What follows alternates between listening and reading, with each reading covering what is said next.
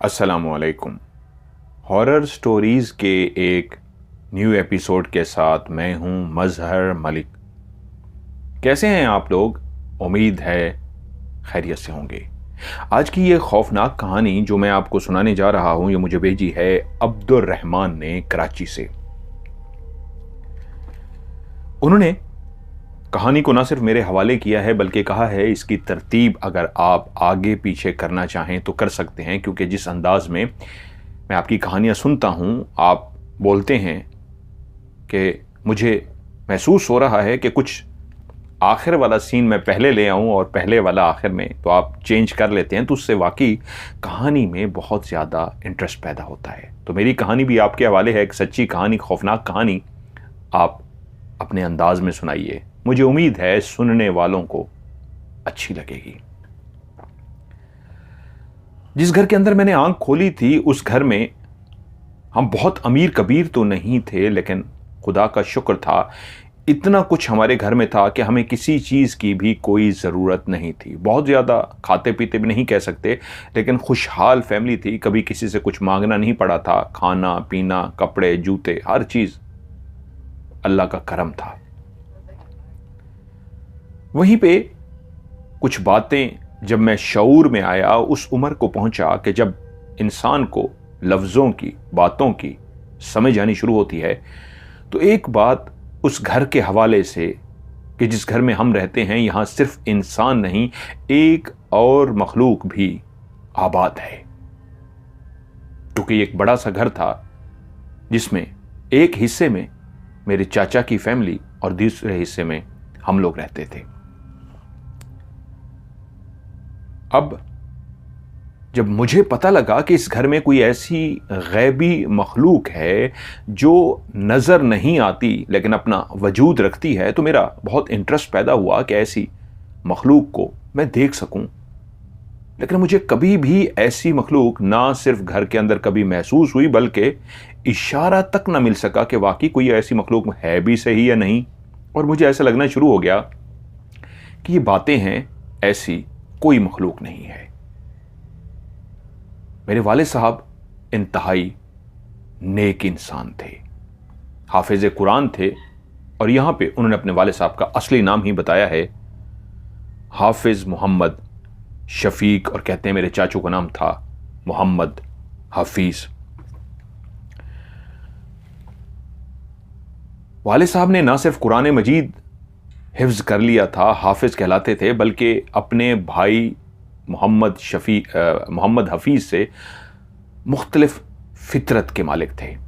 मेरे वाले साहब इंतहाई मोहब्बत करने वाले, प्यार करने वाले, लोगों का ख्याल रखने वाले, लोगों के मसले मसाइल हल करने वाले, और चाचू हफीज ऐसी तबीयत के थे कि कैसी महफिल में उठना बैठना शुरू हो गए थे जो एक बुरी महफिल थी। ऐसे आदात के मालिक हो गए थे जो बुरी आदतें थीं। वालिदैन हमेशा बच्चों को एक तरह से ही ट्रीट करते हैं। मेरी दादी ने भी दोनों अपने बेटों को एक ही जैसी मोहब्बत दी थी, लेकिन इंसान की फितरत उससे वो कुछ करवाती है जो उसके अंदर मौजूद होती है। यूं वालिद साहब मोहम्मद शफीक तो दादी की दी हुई तरबियत के हिसाब से, वालिद की तरबियत के हिसाब से वही कुछ करते रहे जो वालिदैन की ख्वाहिश थी, लेकिन मोहम्मद हफीज बिल्कुल ही बदल गए। ये मैंने देखा नहीं था, ये बातें मुझे सुनने को मिली थी। मैं जब शऊर से ऐसी बातें सुनते सुनते जवान हुआ, तो एक बात पता चली कि मैं एक वालिद साहब की बात जो उन्होंने मुझे हमेशा कही थी कि एक वक्त आएगा, एक ऐसी जिम्मेदारी तुम्हारे हिस्से में आएगी बेटा जिसको खुश असलूबी से निभाना, लेकिन हर चीज़ का एक वक्त होता है। वो वक्त आएगा, शायद उस वक्त तुम्हें बहुत सारी मदद की ज़रूरत होगी, लेकिन कुछ मदद तुम्हारे पास होगी और कुछ मदद तुम्हारे पास नहीं होगी। वाले साहब की ऐसी बातों को मैं कभी भी समझ ना पाता कि वो क्या कहना चाह रहे हैं। तो मैं कहता, अब्बा हजूर, मुझे आपकी इस बात की समझ नहीं आई। तो वो कहते, वक्त आने पे सब कुछ समझ आ जाता है मेरे बेटे, तुम्हें भी समझ आ जाएगा। और बड़ा हुआ तो एक वाकया पता चला कि हमारे चचा जो बेइंतहा ऐसी सोसाइटी के अंदर बैठना शुरू हो गए जहां पे वालिदैन ने बेइंतहा उनको मना किया, लेकिन वो फिर भी बाज नहीं आते थे, बीड़ी भी पीना शुरू हो गए और बुरी सोहबत में बैठना शुरू हो गए, तो वहीं उनको भी इस बात का पता था कि जिस घर में वो रहते हैं उस घर में गैबी मखलूक भी रहती है। ये वाकया उस वक्त का है जब मैं अभी पैदा नहीं हुआ था। तो चाचू हफीज जिन दोस्तों के साथ बैठते, वहीं एक दिन ऐसे बड़क मार बैठे कि भाई हमारे घर में तो जिन्नात रहते हैं और तुम तो जानते हो जिन्नात से कोई भी काम लिया जा सकता है, जिन्नात को आप कुछ भी कहो वो आपको ला के देते हैं। हमारी अम्मा तो उनसे बड़े काम लेती रही हैं। और बस वो दोस्त कहते तो तुम्हें परेशान होने की क्या जरूरत है, जब तुम्हारे घर में जिन्नात हैं तो तुम्हें पकी पकाई मिल जाएगी। ये जो दोस्त बन जाते हैं ना, अगर वो तुम्हारी अम्मा के दोस्त हैं, अम्मा से प्यार करते हैं, अम्मा के साथ अटैच हैं, तो खुद ब खुद अम्मा के जाने के बाद वो तुम्हारे साथ होंगे। लेकिन अगर तुम चाहो तो अम्मा की जिंदगी में भी उनको दोस्त बना सकते हो। लेकिन कैसे, मैं कैसे उनको दोस्त बना सकता हूं? तो उनको उसी सोहबत का, बुरी सोहबत का एक शख्स एक ऐसे आमिल के पास लेके गया जहां उन्होंने बैठ के सारी बात बताई। आमिल एक लालची इंसान था और वाकई वो शैतानी अमल जानता भी था। उसी वक्त उसने चाचू से कहा, तुम बिल्कुल उस गैबी मखलूक को अपने काबू में कर सकते हो, और अगर वो गैबी मखलूक तुम्हारे काबू में आ गई तो तुम्हारी माँ ने शायद उनसे वो काम नहीं लिया जो तुम उनसे ले सकते हो। अगर वो तुम्हारे काबू में आ गए तो तुम तो उनसे खजानों का, जहां जहां खजाने दफन है, वो नक्शा भी ले सकते हो, वो जगह भी पूछ सकते हो और तुम खजानों को निकाल भी सकते हो। चाचू की आंखें चमक उठी। उन्होंने फैसला किया कि आप जो हुक्म करेंगे मैं करने को तैयार हूं। उन्होंने चाचू से कुछ ऐसे काम करवाने शुरू कर दिए जो इंतहाई शैतानी काम थे।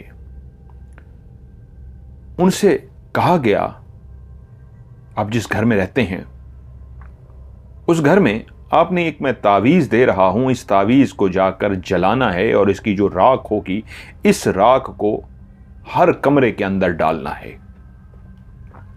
उसने कोई एक काले जादू का, शैतानी अमल का कोई तावीज दिया। 2-3 जो तावीज थे तो चाचू ने उठाए और वो कमरा जहां उनको पता था कि यहां वो गैबी मखलूक रहती है। हमारा घर इस तरह का था कि काफी बड़ा घर था जिसके नीचे तकरीबन 5 कमरे थे। 2 कमरे एक साइड पर और 2 कमरे एक साइड पे, दरमियान में एक रास्ता सा था। पीछे जाते थे तो पीछे भी एक कमरा बना हुआ था। पुराने वक्तों का यह बना हुआ मकान था, क्योंकि दादी इंडिया से पाकिस्तान हिजरत करके आई थी तो उनके हिस्से में यह मकान आया था। शायद किसी वक्त में वो जो पीछे वाला कमरा था उसके अंदर वो लोग अपनी भेड़ बकरियां रखते थे, क्योंकि शुरू वाले जो दोनों चारों कमरे बने हुए थे बहुत अच्छे बने हुए थे, लेकिन पीछे वाला कमरा एक अधूरा कमरा, यानी जिसको मुकम्मल भी नहीं किया जाता। दीवारें और छत तो खड़ी कर दी जाती हैं, दरवाज़ा और खिड़कियां तो लगा दी जाती हैं, लेकिन सीमेंट प्लस्तर या जो भी उस वक्त की होती थी वो खास कर नहीं किया गया था। उसका फर्श कच्चा रखा गया था। उसके अंदर वो अपने जानवर बांधते थे।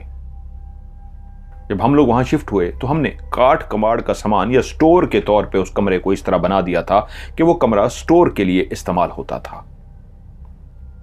लेकिन जब दादी उस कमरे को स्टोर के लिए इस्तेमाल करने के लिए सामान वगैरह रखा गया तो दादी ने सख्ती से मना कर दिया कि इसको स्टोर नहीं बनाना, ये कमरा खाली ही रहेगा। सो जो सामान था वो सारा निकाल कर साइडों पर रख दिया गया, क्योंकि पीछे भी एक छोटा सा सहन था, काफ़ी जगह थी, वहां पर रख दिया गया, लेकिन उस कमरे को खाली रखा जाता था। अब जब चाचू उस आमिल से वो तावीज़ लेकर आए तो उन्होंने अब वो तावीज़ हर कमरे में जलाकर उसकी राख को डालना था और पीछे वाले कमरे में एक स्पेशल अमल करना था। उन्होंने पहले 2 कमरे जो उनके अपने पास थे उसमें आराम से तावीज़ को जलाकर उसकी राख डाल दी, और दूसरे 2 जो कमरे थे उसकी भी मौके की तलाश में रहे, राख डाल दी, आना जाना तो सब घर के अंदर था, वहां पे भी वो राख डाल आए। अब वो पहुंचे रात के टाइम, उनको कहा गया था कि जैसे ही मगरिब की अजान हो और नमाज ख़त्म हो जाए तो आपने उस कमरे में जाना है और उस कमरे के दरवाजे को खोलना है और दरवाजे के अंदर खड़े होकर आपने ये वाले कलमात पढ़ने हैं। वो शैतानी कलमात थे। जैसे ही आप कलमात पढ़ लेंगे, उस कलमात के पढ़ने के बाद आपने उंगली इस अंदाज में ऊपर करनी है कि पढ़ते जाना है और उसके ऊपर फूंक मारते जाना है, पढ़ते जाना है, फूंक मारते जाना है और उस उंगली को दीवार के ऊपर टच करते हुए जाना है, पढ़ते हुए जाना है। हर कोना, हर दीवार, हर हिस्सा, जितनी भी इस कमरे के अंदर चारों दीवारें हैं, चारों दीवारों के ऊपर उंगली को टच करना है और एक काले जादू की लाइन पढ़ते जाना है। उन्होंने ऐसा ही किया। जब वो अंदर दाखिल हुए तो दरवाजे में खड़े होके कोई बुरी आयत, बुरा कलाम, बुरा मंत्र जो भी था उन्होंने बताया तो नहीं, वो पढ़ते रहे। जब वो पढ़ चुके तो उसके बाद वहीं पे उन्होंने उंगली को ऊपर किया और उंगली को ऊपर करके उसके ऊपर पढ़ के फूंका और उसके बाद उंगली का दायरा पूरी दरो दीवार पे लगा दिया। और जब लगा चुके तो उन्होंने लाइटर जलाया। जैसे ही आग जलाई तो बाकायदा तौर पे कमरे के अंदर उस आग के जलने की वजह से एक ऐसी आवाज आई जैसे किसी को तकलीफ हुई हो आग के जलने से। और वो हैरान हुए कि माचिस की तीली, मैं लेटर कह गया, माचिस की तीली जैसे जलाई गई, उस तीली के जलाते ही एक ऐसी सिसकी उभरी जैसे वो आग किसी को तकलीफ पहुंचा रही हो। उन्होंने वो तावीज निकाला तो उनके कानों में एक आवाज आई जो उन्होंने भी पहली दफा सुनी थी, ऐसा मत करो। लेकिन उन पे तो एक सवार था, ऐसा जनून, ऐसा भूत सवार था कि वो चाहते थे कि बस मुझे खजाने की तलाश है, मुझे खजाना चाहिए और अगर इनको मैंने काबू कर लिया जो भी हैं तो फिर तो ये मुझे खुद ब खुद खजाना बताएंगे। और माचिस की तीली को जलाते ही आग की रोशनी पे उस आमिल ने कहा था उनको तकलीफ होगी, वो आग तुम तावीज को नहीं लगाओगे, उनको आग लगेगी। और ऐसा ही हुआ था। आग की तीली जलती ही, जैसे ही आग जली तो वहां एक सिसकी की आवाज आई थी जैसे किसी को तकलीफ हुई हो। उन्होंने दूसरे हाथ में पकड़ा हुआ वो तावीज जैसे ही उसको आग लगाई तो कमरे के अंदर ऐसा लगा जैसे भाग दौड़ शुरू हो गई हो। ऐसी भाग दौड़ शुरू हो गई जैसे कमरे में कई इंसान हो, भरा पड़ा हो और सारे भाग रहे हों कि कहीं ये आग हमें अपनी लपेट में ना ले ले। लेकिन उस पे जुनून सवार था। उसके कानों में कई ऐसी आवाजें आई जैसे बच्चे रो रहे हों, औरतों की चीखने की आवाज आई, दबी दबी चीखनों की, सिसकियों की आवाज। लेकिन उस पर कोई असर ना हुआ। वो अपना जुनून में सवार रहा। उसने यहां तक कि उस तावीज को, उस कागज के टुकड़े को आग लगा दी। जैसे ही आग लग गई तो उसके बाद ऐसा मंजर था आवाज़ों की सूरत में जैसे एक मैदान में जंग होती है और जंग के बाद कई सिपाही मर चुके होते हैं, कई जख्मी होते हैं, कई लौलहान होते हैं, कोई कराह रहे होते हैं, कोई खामोश हो चुके होते हैं।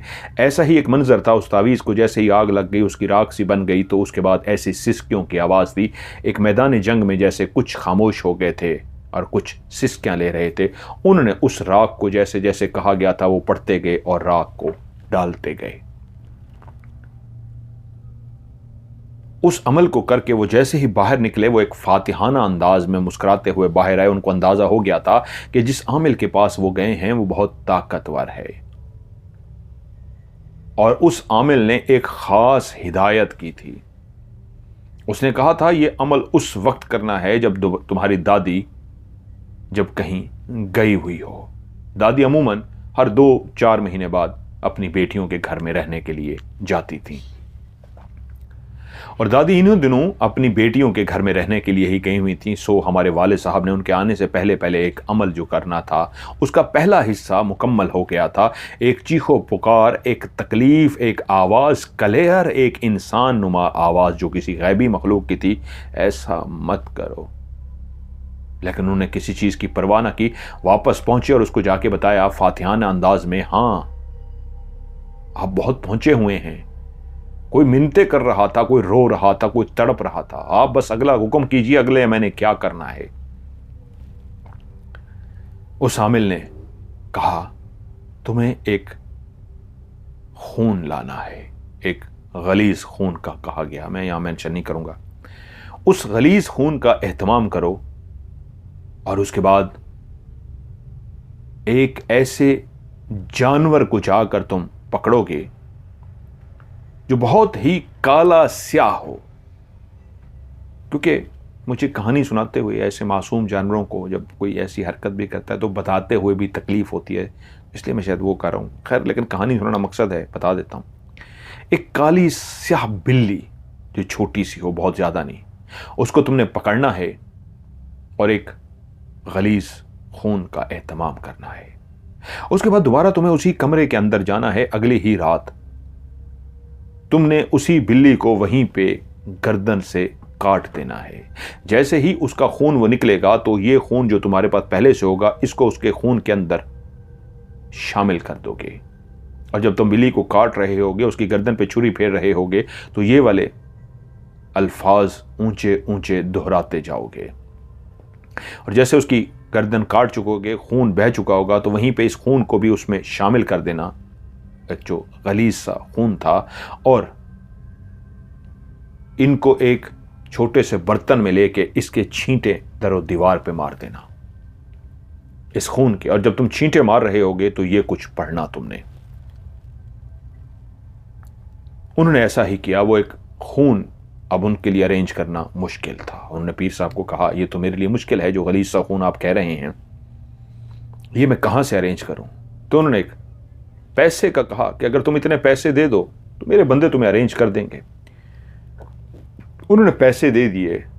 इंसान का ही एक गलीज खून होता है, वो उन्होंने उनको लाकर दे दिया। उसके ऊपर उस आमिल ने खुद भी कुछ पढ़ा, काफी ज्यादा, और पढ़ने के बाद उसको एक बोतल में बंद करके दे दिया और कहा, पहले तुमने इस पे पढ़ना है, लेकिन उस कमरे में जाके नहीं, बाहर पढ़ना है। जैसे ही अंधेरा फैल जाए, तुम्हारे घर वाले सो जाएं, अब ये दूसरा अमल था, तुम्हारे घर वाले सो जाएं, रात का टाइम हो, तो तुमने बैठ के इसके ऊपर पढ़ते रहना है। और पढ़ने के बाद सीधा उसी कमरे में जाना है, उस बिल्ली को भी साथ लेके काटना है और ये खून को मिक्स करना है और दोनों के छींटे मारने हैं। और एक और चीज, एक जानवर की अपने हाथों से काटने के बाद, बिल्ली का तो उसने कहा था ना वहीं पर जाके उसकी गर्दन को काटना है,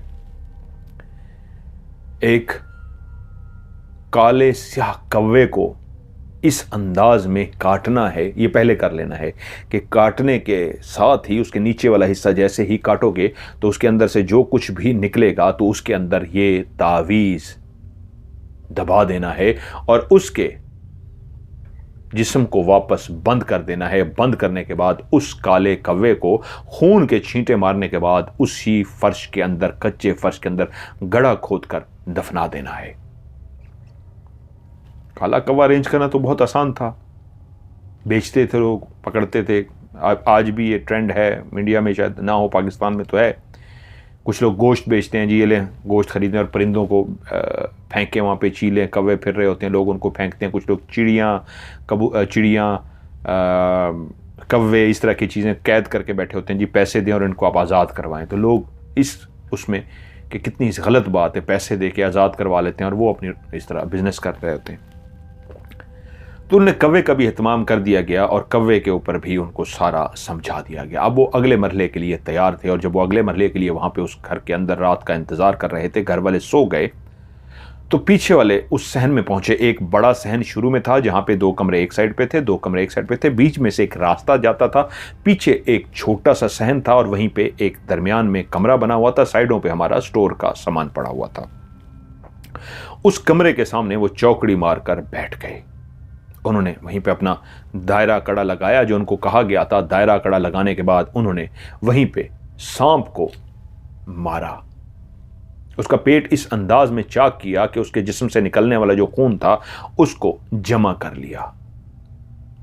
जब वो मासूम परिंदा तड़प तड़प कर मर गया, उसका खून भी एक बर्तन में जमा कर लिया गया, तो उन्होंने वो जो तावीज़ दिया गया था वो पढ़ते हुए उसके अंदर वाले हिस्से के अंदर डाल दिया और अंदर वाले हिस्से के डाल के उसको बंद किया और ऊपर से एक छोटी सी रस्सी टाइप बांध दी कि वो अब उसका जिस्म ऐसे ही बंधा रहे।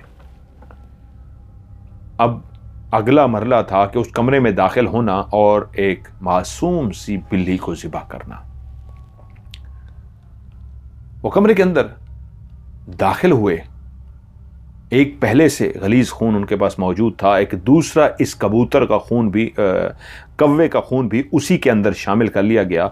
और जब वो कमरे में दाखिल हुए तो आज कमरे के अंदर पहले से ही ऐसी बेचैनी थी जैसे कोई शदीद गुस्से में हो। वो जैसे ही कमरे में दाखिल हुए कोई गुस्से से धाड़ा, मत करो ऐसा, ऐसा मत करो वरना तुम्हारी मां का भी एहसास नहीं किया जाएगा। कोई उसको वार्निंग दे रहा था कि तुम्हारी मां के एहसास की वजह से तुम्हें कुछ नहीं कहा जा रहा, ऐसा मत करो। लेकिन वो कहां सुनने को तैयार थे। मां तो अभी गई हुई थी। मां से पहले पहले वो जिन को काबिज करना चाहते थे, जिन को गुलाम बनाना चाहते थे ताकि उससे खजाने के बारे में पूछ सके। उनके ऊपर तो एक जुनून सवार था। उनके कानों में क्या आवाजें आई उन्होंने कुछ भी ना सुना। और उसके बाद वो जैसे ही उस जगह पे पहुंचे दरमियान में जहां पे उन्होंने एक बर्तन रखा और बिल्ली के ऊपर एक ऐसी चीज़ पढ़ना शुरू की जो शैतानों की एक ऐसी खौफनाक चीज़ थी जिससे अगर कोई पाक जिन्नात हो, मुसलमान जिन्नात हों, तो ना सिर्फ वो तकलीफ़ में आ जाते हैं बल्कि वो फिर मजबूरन ग़ुलामी बर्दाश्त कर लेते हैं, लेकिन वो गलाज़त बर्दाश्त नहीं करते, नापाकी बर्दाश्त नहीं करते। और वो एक नापाक तरीन अमल था जिसको मैंने स्किप किया, बहुत में से चीज़ें निकाली हैं, बहुत उन्होंने सारा लिखा है लेकिन बहुत खौफनाक था। मैं तो ये बताते हुए भी मेरे दिल को कुछ हो रहा है कि बिल्ली को काटा, वरना तो उन्होंने और कुछ बड़ा कुछ मुझे बताया। खैर, अब उस कमरे के अंदर जब वो दाखिल हुए तो उस कमरे के अंदर जाते ही उन्होंने वो वाला अमल जब पढ़ना शुरू किया, उनके कानों में एक आवाज़ आई, लेकिन उन्होंने किसी आवाज़ की परवाह किए बगैर वहीं पे बिल्ली को नीचे रखा। वो मासूम सी म्याऊं म्याऊं कर रही है। वो फुल बिल्ली नहीं, एक बच्चा टाइप सा काला स्याह। वहां पे ऊंची आवाज में पढ़ते रहे और उसके बाद उसके ऊपर छुरी चला दी और नीचे एक बर्तन रख के उसका खून भी जमा कर लिया। जैसे ही वो खून जमा हो गया तो पहले ही वो जो कव्वे का खून उस गलीज खून में शामिल किया गया था, उन दोनों को मिक्स कर लिया गया था, उनको इसके अंदर डाल दिया गया और उसके बाद फिर से उन्होंने पढ़ना शुरू किया। पढ़ने के बाद उस कटोरे को उठाया और उस कटोरे के छींटे मारने शुरू कर दिए। जैसे ही छींटे लगे एक ऐसी खौफनाक कानों में आवाज आई जैसे कोई तकलीफ से चीख रहा हो। वो तकलीफ इतनी शिद्दत की थी जैसे कोई मर जाएगा। यानी इंसानों को भी कोई अगर इंतहा की अजियत दे, जैसे वो नाखून खींचते हैं या हाथों को काटते हैं या शदीद तकलीफ देते हैं और इंसान उस शदीद तकलीफ में चीखो पुकार करता है, ऐसी ही चीखो पुकार थी। और वो मुस्कुराते जा रहे थे कि ये लो कितना पहुंचा हुआ है मेरा उस्ताद, मेरा पीर, मेरा आमिल, कि मैं आज कामयाबी के वो झंडे गाड़ दूंगा कि मैं तो हर सूरत में आज ही गुलाम कर लूंगा इनको। अगले 3-4 दिन का जो अमल है वो तो लगता है आज ही ये हिम्मत हार जाएंगे। एक सिस्कियों की तकलीफ की आवाज़ के मत करो, क्या कुछ उसको रोकने के लिए कहा गया, लेकिन उसने कुछ भी नहीं सुना। उसने सारे छींटे मार लिए। तो उसके बाद वो गड्ढा खोदने के लिए वहीं बैठ गए जहां पे उस कव्वे को, जिसके अंदर एक काला स्याह तावीज दफनाया गया था, उन्होंने उस कव्वे को गड्ढा खोद के बिल्कुल दरमियान में दफना दिया, मट्टी को बंद कर दी। उस कमरे में मुसलसल चीखो पुकार होती रही और वो मुस्कुराते रहे। वो एक सोहबत ऐसी थी कि एक ऐसी नेक मां का बेटा शायद सोहबत की वजह से इतना बदतर हो गया था कि उसको कोई एहसास तक नहीं था तकलीफ़ों का, चीखों का, रोने का। उस पर तो जुनून सवार था, एक ख़जाना, एक दौलत, कि अगर अम्मा को दौलत नहीं चाहिए मुझे तो चाहिए। ये भी कोई ज़िंदगी है। जब जिन हमारे पास है वो बता सकता है कहाँ ख़जाना दफन है, तो ख़जाना निकालो, अमीर कबीर बन जाओ, आयाशी करो। बस यही एक सोच थी उनकी। जब उस अमल को मुकम्मल कर चुके तो फातिहाना अंदाज में वो जैसे ही बाहर निकलने लगे तो एक बात भूल गए। वो इतने खुश थे, वो इतने जज्बाती हो चुके थे, लालच उनके ऊपर इतनी सवार हो चुकी थी, भूल गए थे कि बाहर निकलने से पहले ये वाला दायरा कड़ा लगाना, दायरा कड़ा लगा के फिर बाहर निकलना। और वो गलती कर गए। उसी वक्त जैसे ही उन्होंने दरवाज़ा खोला और एक कदम अभी उनका दरवाजे के बाहर था और एक कदम ही ऊपर था, किसी चीज़ ने उनको गर्दन से पकड़ा और इतनी ज़ोर से उठाकर ऊपर छत पे मारा कि नीचे जब वो ज़मीन पे गिरे तो फर्श कच्चा तो था, लेकिन शदीद चोट ऐसी लगी कि बेहोश हो गए। रात सारी वहां बेहोशी की हालत में पड़े रहे। नीचे फर्श ईंटों का बना होता तो शायद मर चुके होते, सर फट चुका होता, लेकिन वो कच्चे फर्श पे गिरने की वजह से बच गए थे। जब घर वाले सुबह उठे, उनको ढूंढ ढूंढ के परेशान हो गए। वो बिस्तर में नहीं, क्या वो अपने रात बुरे दोस्तों से वापस ही नहीं आया? इधर उधर पता करता रहा, किसी को कुछ भी समझ ना आया कि घर में से किसी की निगाह पीछे उस कमरे की तरफ पड़ी तो देखा उसका दरवाज़ा खुला हुआ है, जो अमूमन बंद रहता था।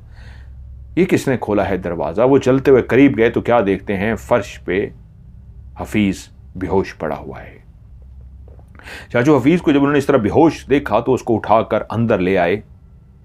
मुसलसल उनको होश में लाने की कोशिश कर रहे थे, लेकिन वो होश में नहीं आ रहे थे। दादी को बताया गया कि वो उस कमरे में बेहोश पड़े थे। दादी अपना प्रोग्राम मुलतवी करके सीधी घर वापस पहुंची। पानी दम किया और दम का किया हुआ पानी उनको पिलाया, उनको ऊपर पड़ती रही। कुछ देर के बाद होश में तो आ गए, लेकिन इतने खौफजदा थे, उनकी आंखें खौफ से फटी जा रही थीं। ऐसा लगता था जैसे खौफ के मारे उनकी जान निकल जाएगी। वो थर थर कांप रहे थे, इधर उधर ऐसे देख रहे थे जैसे उनको हर सिमत जिन्नात नजर आ रहे हों। और उसी लम्हे दादी जो उनको पानी पिला चुकी थी, उन पे दम कर चुकी थी, दादी ने पूछा क्या हुआ है उससे। वो बात करने की कोशिश करते रहे, लेकिन उनका मुंह आहिस्ता आहिस्ता टेढ़ा होना शुरू हो गया। वो बोल नहीं पा रहे थे, उनकी जुबान जैसे तालू से चिपक गई हो, वो कुछ भी नहीं कह पा रहे थे। दादी जैसे समझ सी गई फौरी तौर पे, अभी रात नहीं हुई थी, वो पीछे गई और थोड़ी देर के बाद जब वापस आई तो शदीद गुस्से में भरी हुई और आके बोली, ए खबीस, तू मेरा बेटा ना होता आज मैं तुझे खुद उनके हवाले कर देती और कहती मार दो इसको। ये तूने क्या किया है? तू जानता भी है तूने अपनी आखिरत खराब कर दी है। तू जानता है उस शख्स ने उस गलीज खून पे तुझे क्या पढ़ के दिया है। जहां अपना अमल किया है वहां पे उसने कुरान को उल्टा पढ़ के दिया है। तूने तो तबाह कर दिया है मेरी उस तरबियत को, मेरी उस परवरिश को। तू इस हद तक घटिया हो जाएगा, आगे हो जाएगा, मैं तुझे माफ ही ना करती। और जो तू दफना के आया था, तो उनके कितने बच्चों को नुकसान पहुंचा आया है। तेरे ऊपर ऐसा क्या सवार हो गया था? वो तो मेरा लिहाज कर गए कि तूने उनको इतना तकलीफ दी है कि उनके कई बच्चों को मारा है, फिर भी उन्होंने मेरा बेटा समझ के तुझे माफ कर दिया है। इतनी तकलीफ दी है, वरना वो अब तक तू जान से जा चुका होता। मैं मां हूं, मैं कैसे उनको कहूं इसको खबीस को मार दो, वरना मेरा दिल कर रहा है मैं उनको कहूं इसको मार दो, जो तू अंदर करके आया है। अल्लाह के नेक लोगों के साथ, अल्लाह के नेक जिन्नात के साथ तू ये करके आया है। दादी ने बहुत सुनाई, लेकिन फिर जब गुस्सा ठंडा हो गया, अब देखा औलाद थी, वो बोल नहीं पा रहे। जितनी कोशिश की, लेकिन उस कोशिश के बावजूद वो बोल नहीं पाए। और फिर बिस्तर पर ऐसे पड़े, शादीशुदा थे, बच्चे थे, कि उनको ठीक होने में बहुत लंबा अरसा लग गया। वो ठीक तो हो गए थे, लेकिन बहुत लंबा अरसा लग गया था, क्योंकि हम जब जवान हुए और बच्चे थे, कुछ समझ नहीं आती थी, लेकिन आहिस्ता आहिस्ता फिर वो रिकवर होना शुरू हो गए। लेकिन इस अंदाज में रिकवर हुए कि उन्होंने इस अंदाज में तौबा कर ली थी कि दादी ने फिर से उनकी तरबियत की कि फिर वो लेटे लेटे ही पढ़ते रहते थे, लेटे लेटे ही नमाज पढ़ते थे, इशारों से पढ़ते थे। और जब ठीक हो गए तो उसके बाद वो बाकायदा नमाज पढ़ते थे, सारा कुछ करते थे। मैं जब बड़ा हुआ, जैसे मैंने शुरू में कहानी में कहते हैं अब्दुर्रहमान, मैं जब बड़ा हुआ, शऊर में आया, तो पता चला इस घर में कोई ऐसी मखलूक रहती है। अभी तक ये चाचा वाला वाकया उनके साथ हुआ क्या था ये मुझे भी समझ नहीं आई थी, ना मैंने सुना था। भाई ये पता था चाचा बीमार रहते थे, अब ठीक हैं, लेकिन मैंने कभी कोई चीज़ नहीं देखी थी। उस कमरे में मैं भी कई दफ़ा अंदर गया था, लेकिन मुझे कुछ भी महसूस नहीं हुआ था। अल्लाह ने मेरी इंतहाई आवाज़ को खूबसूरत बनाया था। मुझे कुरान की तिलावत करने का बहुत शौक था। मैं किर्रत के साथ कुरान मजीद की तिलावत करता था। और एक शौक मेरा और था, उस गेम का नाम मैंने सर्च करके लिखा है, इंग्लिश में तो इसको कहते हैं टिक टैक टूई, एंड उसको उर्दू में कटाकट या क्रॉस ज़ीरो गेम कहते हैं। Cross zero game, cross zero game होती है, कुछ लोग मतलब कहता गोटियां रख लेते हैं, कुछ लोग लाइनें लगा लेते हैं, ज़ीरो ज़ीरो बनाने होते हैं, जिसके 3 ज़ीरो एक सामने आ जाएं तो वो अगले की एक गोटी उठा लेता है।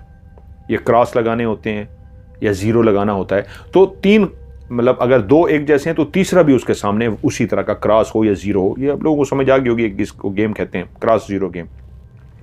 तो 2 खिलाड़ी आमने सामने बैठे होते हैं, उसको जहानत से खेलना होता है और इसमें ज़्यादा खाने भी बनाए जाते हैं बाज़ औक़ात।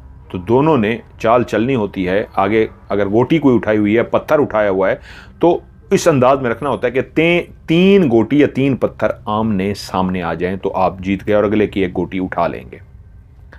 मुझे ये गेम खेलने का बहुत शौक था।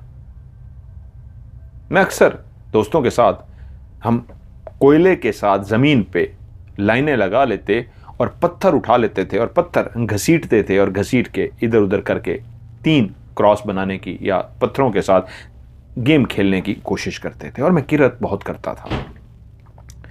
वालिद साहब के साथ रहते हुए, जहाँ वालिद साहब हाफिज कुरान थे, मुझे भी उन्होंने दुनियावी तालीम के साथ साथ दीन की तालीम भी दी। और वहीं पे जहाँ मैं कुरान मजीद को हिफ्ज़ कर रहा था, वहीं पे मैं किरत के साथ हर वक्त पढ़ता रहता। लोग गाने गाते और मुझे कुरान मजीद किरत के साथ पढ़ने का शौक होता। मैं कुरान मजीद पढ़ता रहता। एक वक्त आया, मुझे वालिद साहब ने कहा, अब तुम्हें घर से जाना है और एक ऐसे शहर जाना है जहां, एक ऐसी शहर कह रहा हूं, एक ऐसी जगह जाना है जहां तुम्हारे नौकरी की मैंने बात कर ली है, तुम्हें वहां पे नौकरी करनी है और जब तुम्हें छुट्टी होगी तुम्हें घर आ जाना है। वालिद साहब को मैंने जी अब्बू कहा और मैं रवाना हो गया। रवाना क्या हुआ, एक बैग ही बनाना था जिसमें चंद कपड़े रखने थे, कुछ ज़्यादा भारी भरकम तो सामान नहीं था।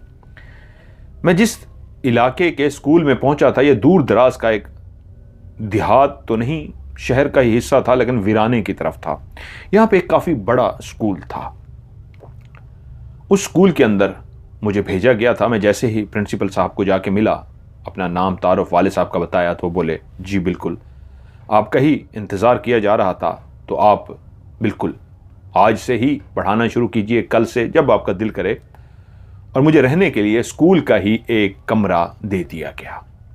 ये कमरा इस अंदाज में बने हुए थे, एक ही लाइन के अंदर एक ही लाइन में काफ़ी कमरे बने हुए थे और इन कमरों के पीछे भी कुछ कमरे बने हुए थे। काफ़ी बड़ा स्कूल था, लेकिन काफ़ी पुराना स्कूल था। किसी दौर में ये कमरा भी क्लासरूम होता था, लेकिन अब उसको बंद कर दिया गया था। तो मेरे लिए उसको साफ सुथरा कर दिया गया था। उसके अंदर अलमारियां भी लगी हुई थीं। उन अलमारियों के अंदर मैंने अपना सामान रखा, टूथपेस्ट, कपड़े, बिस्तर, सारा कुछ। वालिद की ख्वाहिश पे मैं बिस्तर भी साथ लेकर आया था। आज उस स्कूल के अंदर मेरी पहली रात थी। मैं कमरे में लेटा था, मुझे नींद नहीं आ रही थी। यकीनन पहली जगह थी। आप नई जगह पे जब पहली दफ़ा सोते हैं तो एकदम आपको नींद नहीं आती। चाय पीने का मैं शौकीन हो चुका था और खाना मैं बाहर से खा के आया था। अब स्कूल में खाना पीना मेरा बाहर से ही होना था। तो मैं सोच रहा था कि कोई चाय का ऐसा एहतमाम करूं। अभी तो खैर पहला दिन है, कुछ दिनों तक चाय का एहतमाम ज़रूर करूंगा कि अगर रात को भी मुझे तलब होती है तो बाहर से जाकर चाय पी आऊं। उससे बेहतर नहीं मैं यहीं पे चाय बना लूं। तो मैं अपने बिस्तर पर लेटा हुआ था। पूरा स्कूल खामोशी में डूबा हुआ था। ये शहर तो था नहीं, जैसे अभी भी एक सायरन की आवाज़ आ रही होगी यहाँ पे, क्योंकि लकड़ी के घर होते हैं अमेरिका में, ज़्यादातर कैलिफोर्निया में, तो लकड़ी के घरों को आग लग जाती है, जिसकी वजह से ये सायरन की बहुत ज़्यादा आवाज़ आती है, जिसमें एक पुलिस की गाड़ी भी होती है, सायरन की भी होती है, सारी होती है। तो मैं अपने बिस्तर पर लेटा हुआ था कि तकरीबन रात का 1 बज रहा होगा, मेरा अंदाजा है, मैंने टाइम नहीं देखा, कि मेरी आंख खुल गई। शायद कुछ लम्हों के लिए मेरी आंख लग गई थी। मेरी जैसे ही आंख खुली तो मैं हैरान हुआ कि मैं क्यों जागा हूं, क्या हुआ है। तो मुझे एकदम से एहसास हुआ जैसे ये तो कुछ पक रहा है। कमरे में ऐसी खुशबू फैली हुई थी जैसे कोई खाना पका रहा हो, और वो भी भुना हुआ गोश्त के पकने की खुशबू आई।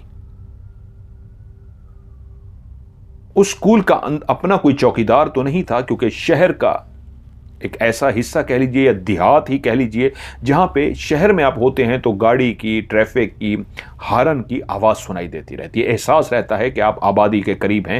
लेकिन जब आप ऐसे वीराने में होते हैं तो वहां पे खामोशी होती है। सिर्फ एक चौकीदार, जो उस पूरे इलाके का ही चौकीदार कह लीजिए, जब वो गुजरता तो वो सीटी बजाता था, तो एहसास होता था कि जिंदगी अभी कायम दायम है, कोई सीटी बजाते हुए गुजरा है, वरना खामोशी होती। लेकिन इस वक्त कौन खाना बना रहा है यार, बड़ा ज़बरदस्त खाना है। मुझे जैसे ही खाने की खुशबू आई, मैं एकदम से बिस्तर से उठकर बैठ गया। क्या मेरे अलावा भी स्कूल में कोई और रहता है और रात को उसको भूख लगी है, तो क्या वो खाना खा रहा है? लेकिन ये तो खुशबू ऐसी है जैसे कोई हांडी पका रहा हो, डोई चलाता है अपनी हांडी के अंदर, इस तरह की आवाज़ थी। रात की उस खामोशी में आवाज क्लियर आ गई कि कोई सालन पका रहा है। तो मैं दरवाजा खोलकर बाहर आ गया। स्कूल तकरीबन अंधेरे में डूबा हुआ था, चांदनी हर तरफ फैली हुई थी। और जैसे ही मैं कमरे से बाहर निकला, इधर उधर गया, तो मुझे वो खुशबू आनी बंद हो गई। मैं हैरान हुआ कि खुशबू क्यों नहीं आ रही, एकदम से खुशबू कहां गायब हो गई। तो मैं यहां तक कि कहीं इस कमरे के पीछे तो कोई नहीं है जो पका रहा हो। कमरे के पीछे तो स्कूल ख़त्म हो जाता था, क्योंकि आगे एक क्लासें लाइन में क्लासरूम बना हुआ था, उसके पीछे भी एक क्लासरूम बना हुआ था। जिस कमरे में मैं था, ये बिल्कुल आखिरी कोने वाला कमरा था। उसके बाद तो बाहर का हिस्सा था, स्कूल के बाहर का। लेकिन मैं फिर भी उस खाने की खुशबू को सूंघ के ऐसा दीवाना हुआ कि मैं चलता हुआ स्कूल के दरवाजे से बाहर आ गया, और बाहर भी आके देखा तो कोई खाना नहीं है। मैं कुछ देर वहां इसी तरह चेक करता रहा और फिर चलता हुआ वापस अपने कमरे में आया, और आकर जैसे ही बैठा, अब किसी खाने की कोई खुशबू नहीं थी। मैं उसको ना समझ पाया। खैर, मैं लेटा रहा। फिर कब नींद आ गई कोई पता ना चला। मैं सुबह उठा तो मुझे एक छोटे बच्चों को, छोटी क्लास को पढ़ाना था। मैंने बच्चों को पढ़ाना शुरू कर दिया। मैं बच्चों को पढ़ाता रहा। दिन के टाइम बच्चे छुट्टी करके चले गए। अब नाश्ता, पहला दिन था, मेरे लिए प्रिंसिपल साहब अपने घर से ले आए थे। मैंने वही नाश्ता भी किया और उसको दिन के खाने के तौर पे भी इस्तेमाल कर लिया। और जब शाम हुई तो मैं बाहर गया, मैंने खाना खाया, चाय पी और एक बर्तन खरीदा अपने लिए, केतली, कि अब अगर रात को मेरा दिल किया तो इस गर्म केतली के अंदर मैं चाय ले जाता हूं, डालकर पी लूंगा अगर नींद नहीं आ रही होगी। केतली खरीद कर मैंने, केतली कह रहा हूं, सॉरी, थर्मस खरीद कर उसके अंदर चाय डाली और एक कप भी ले लिया अपने लिए। कमरे में आ गया। मैं लेटा रहा। जब मेरा दिल किया तो उसमें से चाय निकालता और मैं पी लेता। तकरीबन 15-20 दिन या महीने की बात है, मेरा बिल्कुल सब नॉर्मल चलता रहा। सिर्फ एक सिवाय खुशबू के, वो भी खाने की, मुझे कुछ भी महसूस ना हुआ कि शायद, मुझे सही याद नहीं है 20 दिन हो गए थे या शायद महीना हो गया था, कि मैं एक दिन अपने कमरे के बिस्तर के बाहर, कमरे के अंदर बिस्तर पर लेटा हुआ था कि मुझे बाहर फिर से एक आवाज़ आई, ऐसे जैसे मेरे दरवाजे के बाहर कोई गोटियों को घसीट रहा है। स्कूल का वो हिस्सा जो मेरे कमरे के बाहर था, क्योंकि मेरा कमरा बिल्कुल आखिर में था, कोने का बना हुआ, और इसी कोने के साथ बिल्कुल जो दूसरा कोना बनता था, वहाँ पे भी एक स्टोर टाइप बना हुआ था जो बंद था। काट कबाड़ पड़ा हुआ था, टूटी फूटी लकड़ियाँ शकड़ियाँ चीज़ें, बेंचें जो टूटी हुई थी उसके अंदर पड़ी हुई थी, उसको बंद रखा जाता था। और एक कोने, दूसरी वाली साइड पे जो कोना था, ये मेरा कमरा था जो खाली था, और मैं इसके अंदर सोता उठता बैठता था। इस कमरे से बाहर जैसे निकलते तो वो जो फर्श बना हुआ था वो सीमेंट का था, तो उस पे जो गोटियों के साथ जो भी खेल रहा था, तो गोटियों की एक आवाज ऐसे आती कि जैसे कोई गोटी को घसीट रहा हो। मैं लेटा रहा, मुझे बार बार गोटियों के घसीटने की आवाज आती रही, लेकिन पता नहीं क्या सुस्ती हुई या क्या हुआ, मेरी आंख खुल भी गई थी। एक क्लियर में आवाज को सुनता रहा, लेकिन मैं उठ ना सका और थोड़ी देर तक दोबारा सो गया। इस स्कूल के अंदर अपनी एक आदत जो मेरी अभी तक नहीं बदली थी, वो ये थी कि जब सुबह मैं उठता था तो तिलावत करता था किरत के साथ, सुर के साथ। और जब रात को भी मैं सोने के लिए बिस्तर पे जाता था तो कुछ देर कुरान मजीद की मैं किरत के साथ तिलावत करता था। यानी कि कुरान मजीद को बाकायदा सिखाया जाता है। कुछ लोगों को पता ना हो, क्योंकि तमाम मज़ाहिब के लोग मेरी कहानी सुनते हैं, हिंदू भी, ईसाई भाई भी, हिंदू भाई भी, तमाम मज़ाहिब के लोग। किरत कहते हैं कि कुरान मजीद को इंतहाई सुर के साथ पढ़ना, सुरीले अंदाज में पढ़ना, कि सुनने वाला महव हो जाए और हैरान रह जाए कि कितना खूबसूरत कुरान पढ़ा है। उसको कहते हैं तिलावत करना किरत के साथ। मैं रोज रात को किरत के साथ पढ़ता और उसके बाद लेट जाता। आज फिर से मैं लेटा हुआ था कि मुझे बाकायदा तौर पे ऐसा महसूस हुआ किसी ने मुझे झंझोड़ कर जगाया है। मेरी आंख खुल गई। हाँ हाँ, जैसे कोई नींद से जागता है और झंझोड़ने वाले से पूछ रहा है, हाँ क्यों जगाया है। मुझे तो झंझोड़ा गया था, और मुझे जैसे ही झंझोड़ा गया तो मैंने एक आवाज को सुना, कोई मुस्कुराया था। किसी के मुस्कुराने की आवाज थी, और ये एक लड़की के मुस्कुराने की आवाज थी। क्लियर उस लड़की ने कहका लगाया था। मुझे झंझोड़ा गया और हाँ हाँ करके मैं जैसे उठा तो उसके बाद हल्का सा एक कहका कमरे में गूंजा था, जैसे कोई मुस्कुराया हो। मैंने उठ के इधर उधर देखा, हर तरफ देखा, लेकिन मुझे कहीं पे भी कुछ भी महसूस ना हुआ। मैं परेशान हो गया कि मुझे किसी ने क्यों झंझोड़ा है, क्यों जगाया है।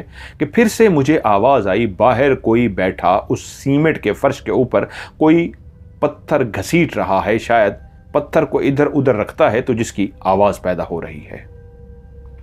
ये क्या माजरा है? मैंने कल भी सुना था, आज तो इतना हो गया कि किसी ने बाकायदा झंझोड़ के जगा दिया और कहका भी सुनाई दिया, तो इसका मतलब है कुछ तो गड़बड़ है। तो मैं उसकी वजह से उठ तो गया था, लेकिन उस कल वाली बात, बाहर कोई है और दरवाजे के बाहर है, नींद की वजह से वो तो मैं बाहर ना जा सका। लेकिन आज जब मुझे झंझोड़ कर जगाया गया तो नींद नहीं आ रही थी। मैं अपनी जगह से उठ गया, उठकर बैठ गया, और अभी तक बाहर आवाजें आ रही थी। मैं चलता हुआ आराम से खिड़की के पास गया। खिड़की हल्की सी खुली हुई थी, दरवाजे के बिल्कुल साथ बनी हुई खिड़की। मैंने खिड़की से बाहर झांका तो क्या देखता हूं, दो छोटे से बच्चे हैं और फर्श पे उन्होंने लाइनें लगा रखी हैं, और उन लाइनों के ऊपर वही गेम खेल रहे हैं, जीरो क्रॉस गेम, जिसमें पत्थर रख के वो खेल रहे हैं। यानी जिसके पत्थर एक ही लाइन में 3 इकट्ठे आ गए, वो दूसरे का एक पत्थर उठा लेगा। मैंने उनको देखा, वो पत्थरों के साथ बैठे खेल रहे हैं, लेकिन उनको खेलता हुआ देखकर मुझे अंदाजा हुआ कि ये दोनों अनाड़ी हैं, कुछ इतना अच्छा इनको खेलना नहीं आता। और मैंने वहीं पे देखते देखते एक बेचैनी हो जाती है। मैं यही गेम तो खेलता रहा था, यही तो मुझे शौक था। तो एक लड़का चाल चलने लगा तो मेरे मुंह से एकदम से निकल गया, ना ना ना ना, गलत गलत, ये ना करना। वो दोनों एकदम से चौंक पड़े और यूं मुंह उठाकर ऊपर देखा तो देखा मैं खिड़की से खड़ा उनको देख रहा हूं। वो दोनों अपनी जगह से एकदम से खड़े हो गए। तब मैंने देखा वो दोनों बच्चे नहीं थे, कदो काठ बच्चों का था, चेहरा एक बड़े इंसान का था, जैसे दोनों बोने हों। बोना कहते हैं एक ऐसे इंसान को जिसका चेहरा बिल्कुल एक पुख्ता उम्र के इंसान का होता है, जैसे 35-40 साल में इंसान का चेहरा हो जाता है, पक्की उम्र का इंसान, लेकिन उसका वजूद एक छोटे बच्चे की तरह होता है। ऐसे ही वो दोनों बोने थे। मुझे देखकर एकदम से चौंक गए और खड़े हो गए और बोले, आपको खेलनी आती है ये? मैंने कहा हाँ। कहते हैं आए खेलें हमारे साथ, आ जाएं। मैं ये भूल के, ये बच्चे रात को कहां से आए हैं और बैठे क्या खेल रहे हैं, इसको भूल के मैंने दरवाजा खोला और बाहर आ गया। मैंने एक से कहा, बारी बारी मैं दोनों से खेलूंगा। एक लड़का बोला, आप पहले इससे खेलें। मैंने उसके साथ जब खेलने लगा तो वो बैठ के लड़का गौर से देखता रहा। जिसने कहा था पहले इससे खेलें, वो शायद चाहता था कि मैं इसको देख सकूं क्या इसको चाल चलनी आती है। मैंने दूसरे लड़के के साथ बैठ के खेला, चालें चलता रहा, मैंने तो एक चुटकी में उसको हरा दिया। मैंने कहा ये लो। वो लड़का बोला फिर से खेलें। मैंने कहा अब तुम्हारे साथ खेलूंगा। कहता है नहीं, मुझे देखना है, आप इसके साथ फिर से खेलें। मैंने उसके साथ फिर से खेला, उसको समझने का मौका ही ना मिला। मैंने दूसरी गेम भी ठक करके उसको हरा दी। तो पहला लड़का बोला अब आप मेरे साथ खेलें। मैंने उसके साथ खेला, वो बड़े सोच सोच के चल रहा था, लेकिन उसको भी मैंने हरा दिया। तो वो लड़का बोला आप तो वाकई इस गेम में महारत रखते हैं, इसका मतलब है आपको ये गेम खेलनी आती है।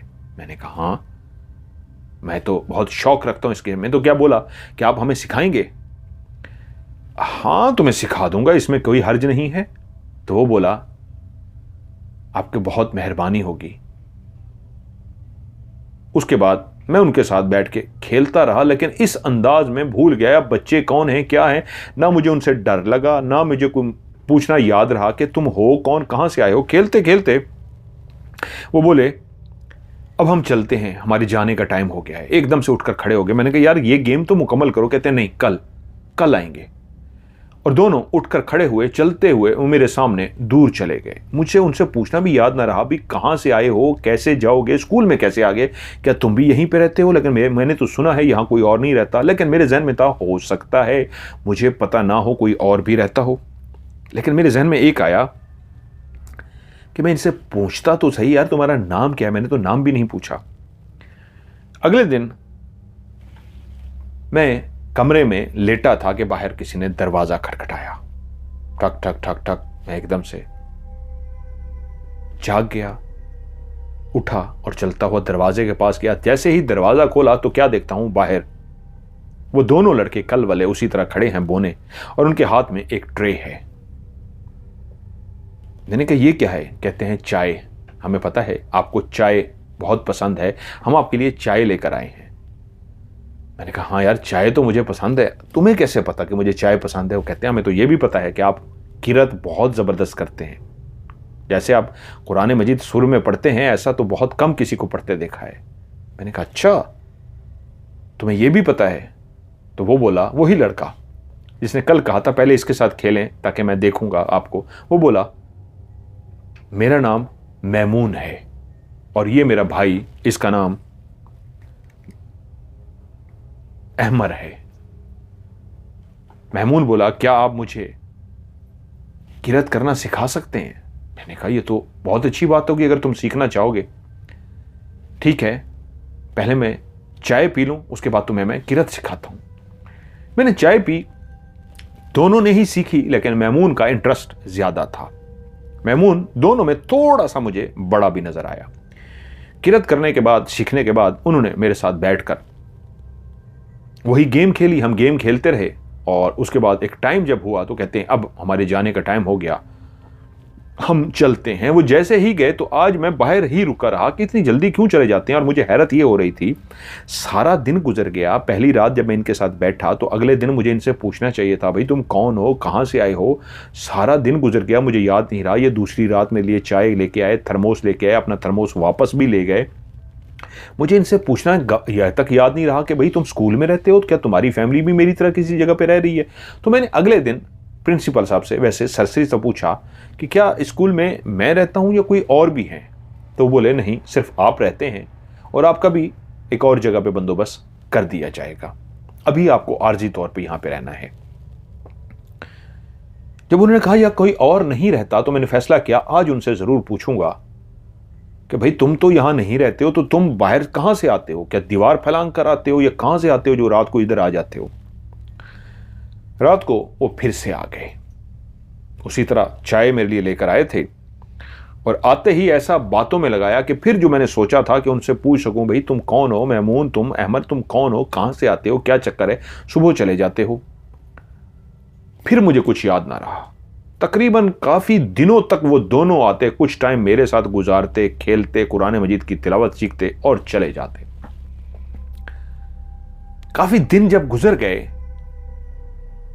तो एक रात, अब मेरी आदत बन गई थी, मैं 2-3 घंटे उनके साथ गुजारता था और फिर वो चले जाते थे। एक रात जब वो आए और हम उसी तरह तिलावत मैं उनको किरत सिखा चुका, वो गेम अब एक्सपर्ट हो गए थे। जो चालें थी मैंने उनको बाकायदा सिखाई थी, वो मुझे उस्ताद कहना शुरू हो गए थे। आप हमारे उस्ताद हैं, आप हमारे उस्ताद जी हैं, वो हमें उस्ताद जी कहते हैं मुझे। और उनकी चालें इतनी एक्सपर्ट हो गई कि मुझे लगता कि बेहतरीन चाल चल रहे हैं। यूं जब वो एक्सपर्ट मैंने देखा, अब मुझे लगता कि मैं उनके साथ गेम खेलते हुए एहतियात बरतता था, वो मुझे भी महमून हरा देता और कभी कभी अहमद भी हरा देता। लेकिन महमून मुसलसल सीख गया था, मेरे तमाम दाव को सीख गया था। हर दाव पेज अब मेरा उसको समझ आ जाता था। एक दिन जब वो आए और जाने लगे तो उठकर खड़े हुए और बोले, उस्ताद जी, हमें पता है कि एक सवाल रोज आप याद करते थे, लेकिन हम जैसे आते थे आप सवाल भूल जाते थे कि हम कौन हैं, कहां से आते हैं। तो इसका आज आपको जवाब देने का वक्त आ गया है। हम इंसान नहीं हैं, हम गैबी मखलूक हैं, वो जिनको आप लोग अपनी जुबान में जिन्नात कहते हैं। और हम इसी स्कूल में ही आबाद हैं, इसी स्कूल में ही रहते हैं। जब भी हम आपके पास आते थे तो आपके दिमाग में वो जो सवाल होता था वो हमारी वजह से आप भूल जाते थे। अगर हम चाहते तो आपको याद आ जाता, हम चाहते थे आप भूल जाएं तो आप भूल जाते थे। इसलिए आप सवाल नहीं पूछ सकते थे। अगले दिन फिर से आप याद करते थे, दिन को मैं रात को पूछूंगा, लेकिन रात को हम आपके दिमाग से वो सवाल निकाल देते थे। आपसे मैंने दो चीजें सीखी हैं, किरत और ये गेम। इसलिए कल आपको अपनी दुनिया में लेकर जाएंगे, आपको अपनी बस्ती में लेकर जाएंगे। कल छुट्टी है, कल का दिन आपने 12 बजे हमारा इंतजार करना है। शाम के मगरिब के टाइम नहीं, सॉरी, दिन के 12 बजे आपने हमारा इंतजार करना है। मैंने कहा ठीक है। वो चले गए और मैं हैरान हो गया कि जिन्नात के वाकयात जहां मैंने अपने चचा के शुरू में आपको सुनाए वो मैंने सुन रखे थे, दादी का सुना था, लेकिन डिटेल से पता नहीं था। तो मैं बहुत सारे सवालों का जवाब भी चाहता था जो नहीं मिले थे, लेकिन वाले साहब ने यहां भेजा था, नौकरी लगवाती थी, ठीक है, अच्छी तनख्वाह थी, लेकिन बहुत सारे सवाल अब भी बाकी थे। जिन्नात जिनकी मिलने की ख्वाहिश थी वो खुद ब खुद आके मिले थे और कल मुझे कह रहे थे आपको साथ लेकर जाएंगे। अगले दिन वो 12 बजे मेरे कमरे के बाहर थे और मैं तैयार होकर बैठा हुआ था। दरवाजा खटखटाने पे मैंने कहा अंदर आ जाओ। अब मैं उनसे डरता नहीं था, मैं जान चुका था कि जो रोज जिनके साथ मैं बैठता रहा हूं, अगर उन्होंने कह दिया कि हम जिन हैं लेकिन वो इंसान के रूप में थे तो मैं उनसे क्यों डरता। मैं उनके पीछे चल पड़ा। वो मुझे लेकर उसी स्कूल के एक ऐसे कोने के अंदर लेकर गए जहां पे एक बहुत बड़ा घना दरख्त था। मैं जैसे ही उस दरख्त के पास गया तो उस दरख्त के पीछे ऐसे लगा जैसे एक दरवाजा है जो दरख्त के अंदर खुलता है और दरख्त के अंदर कोई रास्ता बना हुआ है। उन्होंने वो दरवाजा खोला और आगे जैसे ही जाने लगे तो मुझसे बोले, उस्ताद जी, आपने बोलना नहीं है, खामोश रहना है। कुछ तब्दीली भी आपके अंदर होगी जो आपने खामोशी से किसी से कोई बात नहीं करनी, जब वक्त आएगा आपको बताया जाएगा। अब सॉरी, एक मैं गलती कर गया, वो अहमर आया था लेने के लिए, महमून नहीं आया था, अहमर आया था मुझे लेने के लिए। और जब हम अंदर दाखिल होने लगे तो उस लम्हे मैंने उससे पूछा, अहमर, महमून कहाँ है? उसने कहा, आप आगे आइए, आपको आपके इस सवाल का जवाब मिल जाएगा। अहमर अंदर दाखिल हुआ, मैं भी उसके पीछे दाखिल हुआ, लेकिन जैसे ही हम उस दरख्त के अंदर दाखिल हुए जिसका दरवाजा बाहर खुला हुआ था, तो एक हम ऐसे मैदान के अंदर दाखिल हो गए थे जो एक ऐसा खुला मैदान था जिसके अंदर झोंपड़ियां ही झोंपड़ियां बनी हुई थी। इतनी ज्यादा झोंपड़ियां थी जैसे यहां पे पूरी एक दुनिया आबाद हो, पूरा एक कबीला आबाद हो। जहां तक निगाह जाती, हद निगाह घर ही घर थे, यानी झोंपड़ियां ही झोंपड़ियां थी। और उसने मेरा हाथ थामा हुआ था। पहली दफा उसने मेरा हाथ इस तरह थामा हुआ था और उसने मुझे कहा था, आपने मेरा हाथ नहीं छोड़ना। मैं उससे सवाल पूछना चाहता था, उसने मुझे इशारा कर दिया, अभी नहीं। मैंने देखा वहां पे जितने भी लोग थे वो सब छोटे छोटे ही थे, ज्यादातर बोने ही थे, लेकिन उनमें मुझे कुछ लोग ऐसे जरूर नजर आए जो ऊंचे ऊंचे कदों के थे। बहुत ज्यादा ऊंचे नहीं, आम इंसान से फिर भी छोटे, लेकिन बोनों की निस्बत थोड़े से ऊंचे थे। वो मुझे लेकर चलता हुआ, मुख्तलिफ रास्तों से गुजरता हुआ एक ऐसी जगह पर ले आया जहां पे लोग इकट्ठे थे, इस अंदाज में गोल दायरा बनाकर खड़े थे, बहुत बड़ा गोल दायरा, जैसे उस गोल दायरे के अंदर कुछ हो रहा हो। वो एक ऐसी जुबान में बात कर रहे थे जो मुझे समझ नहीं आई, लेकिन इतना अंदाजा हो गया कि जैसे कोई अपने खिलाड़ी को सपोर्ट करने के लिए स्टेडियम में शोर मचाता है या कोई मुकाबला हो रहा होता है तो आप चेयर अप करते हैं, उसको बहुत ज़्यादा आवाज़ें निकालते हैं उसकी हेल्प करने के लिए, उसको सपोर्ट करने के लिए। एक ऐसा शोर था, लेकिन लफ्ज़ क्या थे वो मैं ना समझ पाया। मैं उनके साथ अंदर दाखिल हो गया और उस दायरे के अंदर जैसे ही मैं आगे जाकर खड़ा हुआ तो क्या देखता हूं, मैमून और मैमून के बराबर उसी तरह का एक और बोना है, वो दोनों मौजूद हैं। सामने एक बहुत बड़ा स्टेज लगा हुआ है। उस स्टेज के ऊपर जो जिन्नात बैठे हैं उनके सरों पर सींग हैं, लेकिन जो सबसे बड़ा, जिसका कद तकरीबन इंसान से 1 फुट ऊंचा होगा, तकरीबन वो 7 फुट का था, वो एक लकड़ी के बने हुए एक तख्त पर बैठा हुआ था और उसने सींगों के ऊपर, एक साइडों पे सींग पीछे निकले हुए थे, ऊपर एक ताज पहना हुआ था, चमकता हुआ ताज जो सोने का बना हुआ था, उसके ऊपर हीरे जवाहरात लगे हुए थे। उसके इर्द गिर्द भी कुछ लोग बैठे हुए थे और बिल्कुल साइडों पे औरतें बैठी हुई थीं, लेकिन इनके कद बहुत लंबे थे, 7-7 फुट के, औरतों के भी मर्दों के भी। उनके सामने एक मुकाबला चल रहा था। दोनों कुरान मजीद किरत के साथ पढ़ रहे थे, तिलावत कर रहे थे सुर के साथ। दोनों ने पढ़ा और दोनों ने पढ़ने के बाद सामने बैठे हुए जो बादशाह था उसने मुंह से कुछ लफ्ज़ कहा जो मुझे समझ ना आया कौन सी ज़ुबान बोली गई है, लेकिन हाथ के इशारे से मुझे पता लगा कि वहाँ पे एक और शख्स जो खड़ा था, जिसने दोनों के हाथ पकड़ रखे थे जैसे रेफरी होता है, उसने मैमून का हाथ आगे कर दिया कि मैमून वो मुकाबला किरत का जीत गया था। बादशाह ने मुंह से कहा था, मुझे नहीं समझ आया क्या है, लेकिन उसकी बात को सुनते ही उसने हाथ ऊपर कर दिया। मैमून वो किरत जीत चुका था। उसके बाद दोनों का उसी गेम का मुकाबला हुआ जो मैंने उसे सिखाई थी। जैसे ही वो दोनों खेलने के लिए बैठे तो मैंने देखा मैमून दाव पेज वही लगा रहा था जो उसने मुझसे सीखे थे, और ऐसे बेहतरीन उसने दाव पेज लगाए कि वो मुकाबला जीत गया। अब उसके बाद एक मुकाबला था।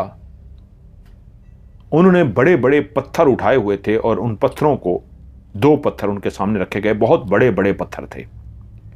उन पत्थर को उठा के ताकत के साथ दूर फेंकना था। दोनों ने बारी बारी उन पत्थरों को उठाया और दूर फेंका। पहली बारी में मैमून का पत्थर दूर गया और उसका पत्थर उससे पीछे जाके गिरा। फिर एक अगला राउंड हुआ, उसमें वो दूसरा खिलाड़ी जीत गया, और फिर जो तीसरा राउंड हुआ उसमें भी दूसरा खिलाड़ी जीत गया। मैमून इसमें 3 राउंड थे, 1 राउंड जीता, 2 राउंड वो जीत गया। सो ये मुकाबला दूसरे खिलाड़ी का हाथ ऊपर कर दिया गया, उसको जितवा दिया गया। लेकिन इस गेम में क्योंकि टोटल 3 राउंड थे, पहला किरत का, दूसरा उस गेम का, और तीसरा ताकत का। ताकत में भी 3 राउंड थे, 1 राउंड तो जीता था पहला मैमून, लेकिन अगले 2 हार गया था। लेकिन अब फैसला जब सुनाया गया तो मैमून को कंधे पर उठा लिया गया और जश्न मनाया जा रहा था।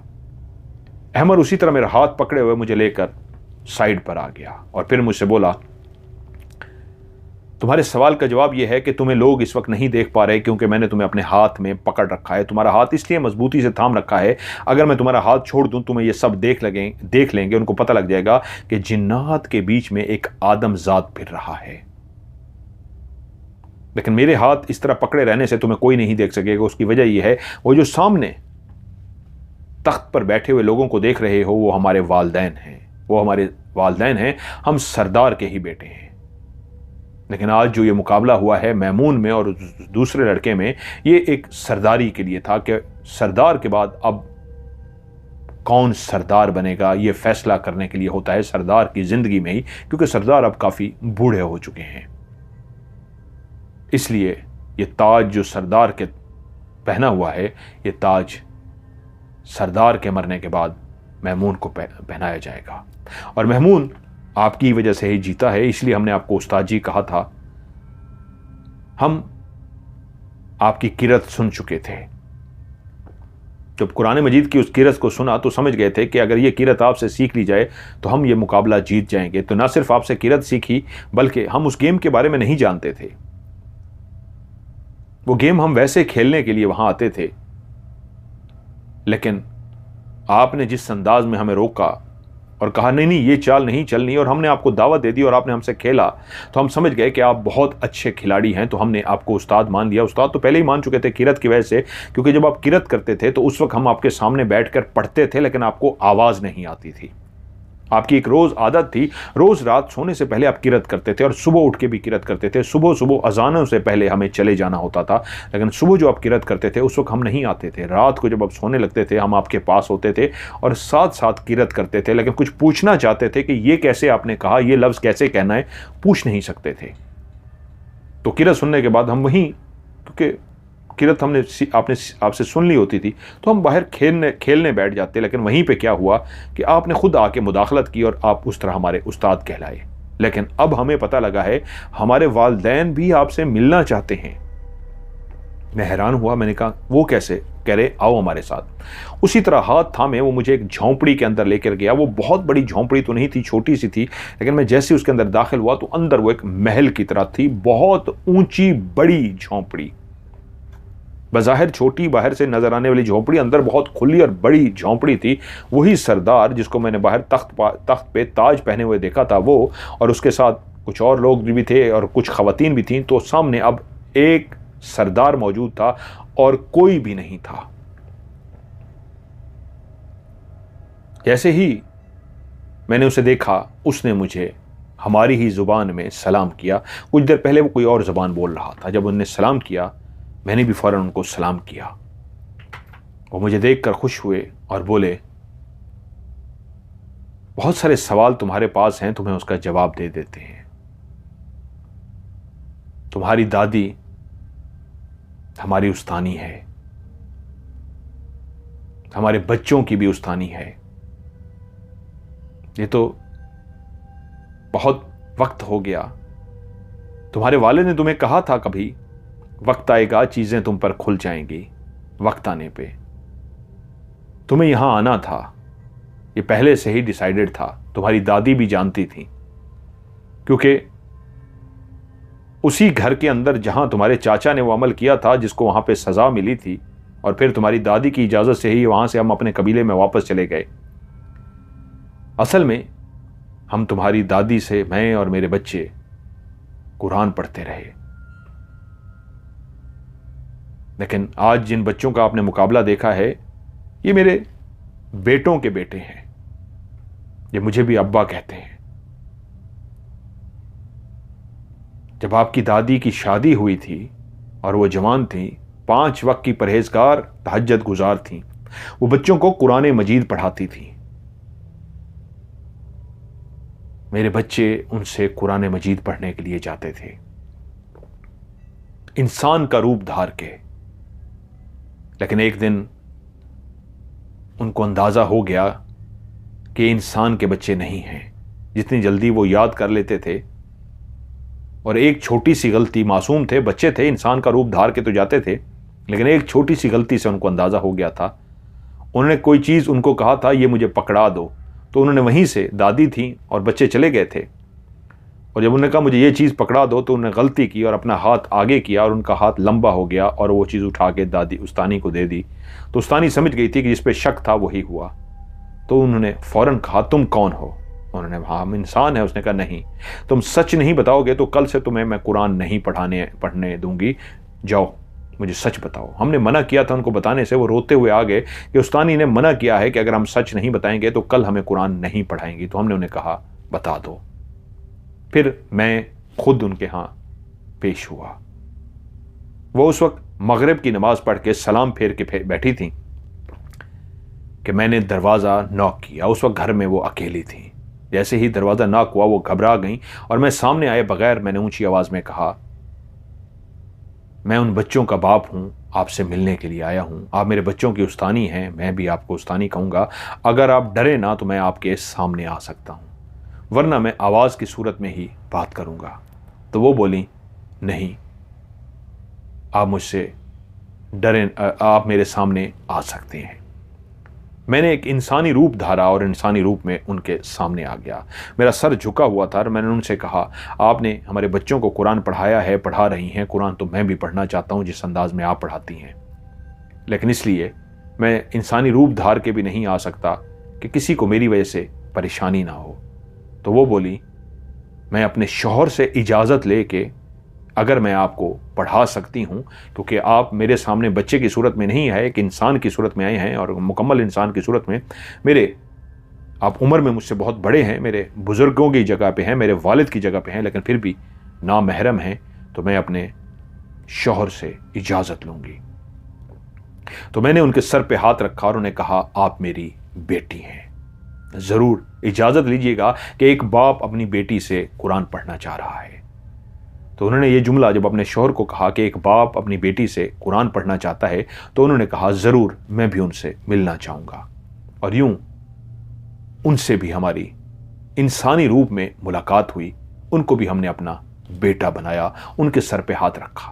बस यूं समझ लो, मैंने भी और मेरे बच्चों ने भी तुम्हारी दादी से कुरान पढ़ा, और उसके बाद हम उस कमरे में मुसलसल आते जाते रहे, वहां पे हमारा रहना रहा।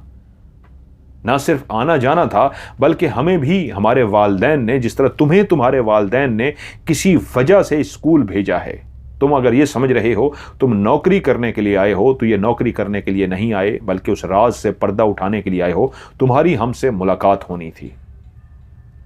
इसी तरह हमारे वालिदैन ने भी हमें किसी मकसद के लिए भेजा था, और तुम्हारे घर के उसी हिस्से के अंदर हम काफी अरसा रहते रहे, एक पूरे कबीले के साथ।